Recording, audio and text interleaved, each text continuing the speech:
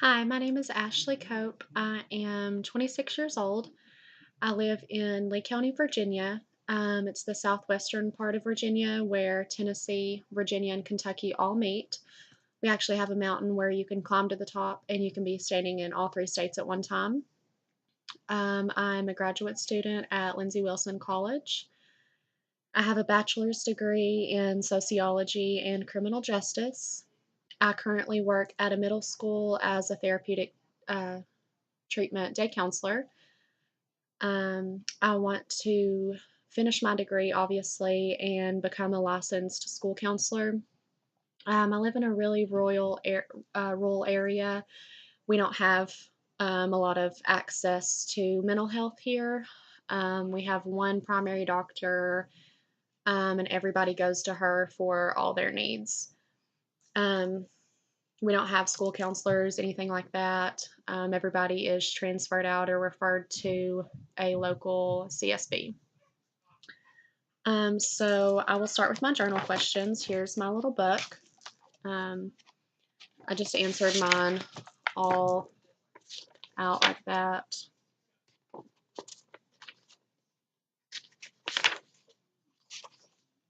Um, so I will go over a few of the questions with you so you can kind of get a background on my lifespan and how I grew up.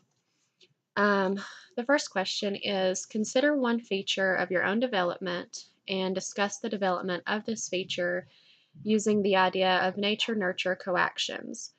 How has this particular feature of your personality influenced and been influenced by other people? So, one feature that I'm going to talk about that I feel has developed a strong sense of nature nurture actions would be caring. Growing up, my mom was single up until we were in high school, me and my siblings, and she worked a night shift as a nurse. So we were staying with grandparents or an aunt and uncle that lived down the street while she worked at night. So I can remember going to bed, and I have a brother who's several years younger than me, and he would always sleep with my mom on nights she was off and so forth. So on nights that she was working, I was kind of the fill-in mom, and he slept with me, and I kind of had to step in and fill that role. I was the only girl sibling, I have three brothers. Um, so I feel like that has developed me into a caring person that I am today. It's led me to be compassionate and caring for others. This feature is still with me today as I'm working in my career with children who are less fortunate. These children often act out. A lot of times they're in foster care, in and out of the system constantly. And to me, a lot of the reason that they act out is because they're not getting attention at home. They are lacking that attention from a mom and dad, aunt and uncle, whoever. And I just love showing them love and that they are needed and appreciated and important. Okay. Another question that I'll go over is present five adjectives that describe your early childhood relationship to each parent. So for my mother, I chose selfless, loving, hardworking, strong, and independent. For my father, I chose absent, worthless, selfish, immature, and busy. So it says, why did you choose these adjectives? As I described, my mom was a single mom up until we were in high school. She worked as a nurse, so that obviously takes a lot of patience and working long hours, 12-hour shifts, even on holidays and weekends. Um, she was very independent because she cared for us on her own. She was selfless because she always did without to make sure that us kids had what we wanted and needed. I can remember her sacrificing days of sleep to attend all of our basketball games or school functions. That was important to me for her to be there.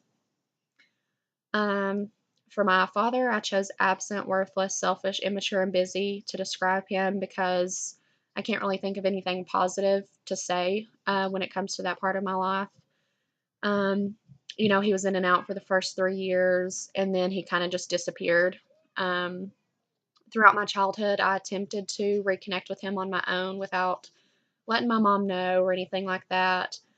And it never really ended the way that I had hoped. Until I got in high school, he actually attempted to reach out to me and my siblings, and I feel like we were all just kind of to the point to where we were grown up, so we didn't really need them at that point. Um, so to each their own. Then it says, to which parent did you feel the closest? Obviously, I felt the closest to my mom, and still to this day I am. Says, what did you do as a child when you were upset, hurt, or ill? So as a child, if I was upset, sick, or hurt, I feel like I was very whiny, which I think is kind of typical for kids. You want a lot of attention. You want someone to constantly be loving on you and giving you that attention to make you feel better. And normally I sought this attention from my grandfather.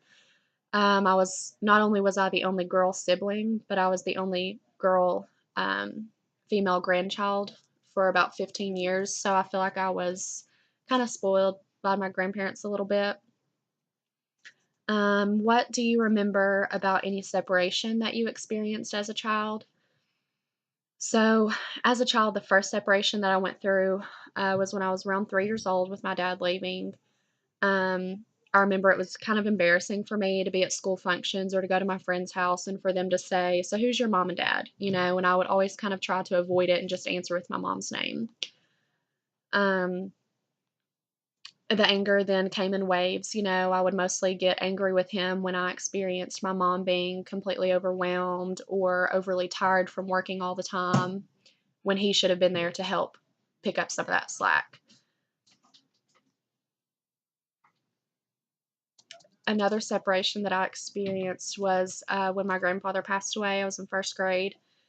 As I said, I was really close to him, and I feel like we had a special relationship because I didn't have my dad around all the time. Um, and still to this day, from first grade to being 26 years old now, it still affects me in my everyday living. Um, let's see, another question. I'll go over two more. Says, describe your friendships in elementary school, and did you have a best friend? What characteristics did he or she possess? In elementary school, I did have a close group of friends. There was about 4 or 5 of us. We were always playing on sports teams together. We were together in and out of school. But out of that group, there was one girl that I was closer with than the rest of the group, and she's still my best friend today. We went on to be college roommates together. She was there when I had my daughter. We've experienced life together past elementary school. Um, some characteristics that she did possess and that she still does is she's funny, trustworthy, honest, open, which is very hard to find nowadays. And then the last question that I'll go over, it says, rate your level of self-esteem on a scale of 1 to 10, and then rate on a scale of 1 to 10 in terms of their significance to you. What are the biggest discrepancies, and how do these discrepancies affect your overall self-esteem? So for academic, I rated my self-esteem as a 9. Physical appearance, I rated 7. Social relationships, I rated 8. Athletic ability, I rated an 8. And career success, I rated a 9. On academic and career success, those are both on a level of 10 of importance to me. I do spend a lot of time in my schoolwork because if I can work a little bit harder and have all A's, I would rather do that than squeeze by with a B or a C. Career success is also a 10 to me because I'm very faithful and passionate in my career, and I want to do the best that I can every day because I'm not only earning a paycheck, but I'm affecting kids' lives in the meantime. Physical appearance, I rated it on an importance of an 8, just simply because I am a mom and a student and a full-time worker. A lot of the times I wear my hair up. I don't really put on makeup because I'd rather sleep 20 minutes, to be honest. So that's not really important to me at this time in my life. Let's see. Okay, so now I will move on to my timeline.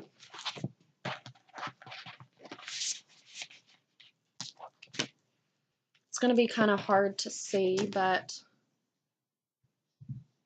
there's my timeline.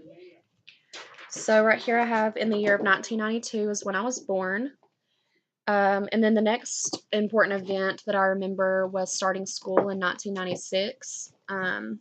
I still remember my kindergarten teacher. She's actually my neighbor, and working in the school system, I've worked several classes with her, so it's kind of cool for life to come full circle. You always want to have those positive relationships, and that's something that I hope to teach to my daughter. I always wanted to do my best in school. Little did I know that I would one day be working with my teachers. So it's good to have that, um, to leave behind positivity. And then the next event that I remember is in 1997 when my brother Taylor was born. I already had an older brother, but then my younger brother was born, and I actually took him for a show and tell one year. We were assigned a letter of the alphabet, and you had to bring your favorite item that corresponded with that letter. So I had the letter T. And then in 2000, we moved to Jonesville, which was about 20 minutes away from where we had grown up. That was a big change for me because I had neighbors in the neighborhood that we lived in, and we would always swim together and walk to the park and go out for breakfast on Saturday mornings. So that was a big change. I felt like I was kind of disconnected from them a little bit. And then in 2003, my youngest brother, Kendall, was born. Um, I was getting ready to start high school at that point. My mom had already gotten remarried. So I was kind of embarrassed to be entering high school with a pregnant mother, I'm not going to lie. I was mad at my mom for doing that, which is kind of selfish of me. But now I can't imagine my life without him.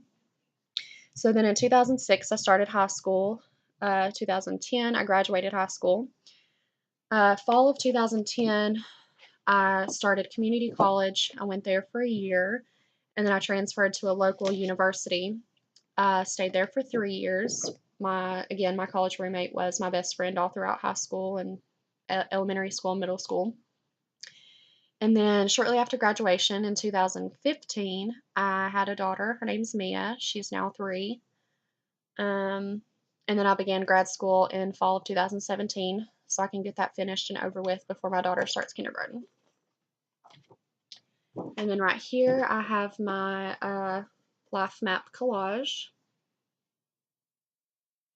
It says mother, sister, and daughter. I probably should have added student on there, but I feel like these are 3 of the biggest categories that take up the most time in my life. I'm a very family oriented person. And again, I think that that comes from the caring aspect that was instilled in me at such an early age. Our family is very close. So for mother, I'll zoom in and show you the picture. That's me and my daughter on a cruise that we just went on.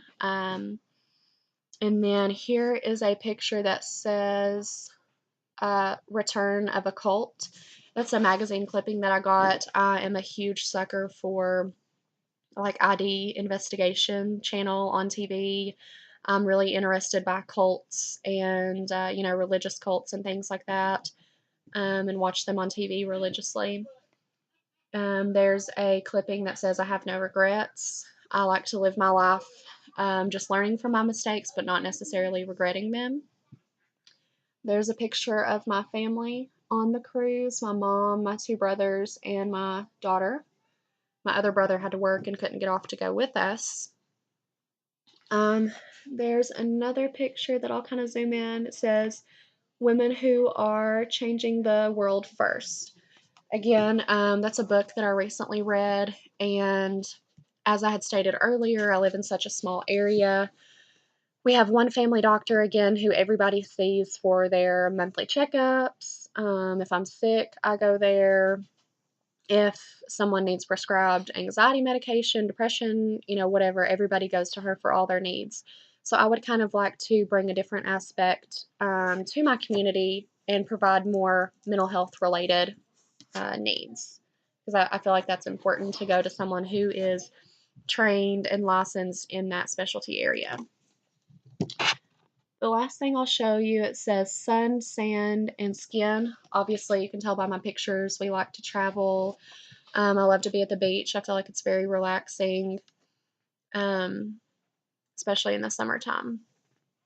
So I have went over my journal questions. I've went over my timeline and my life map collage.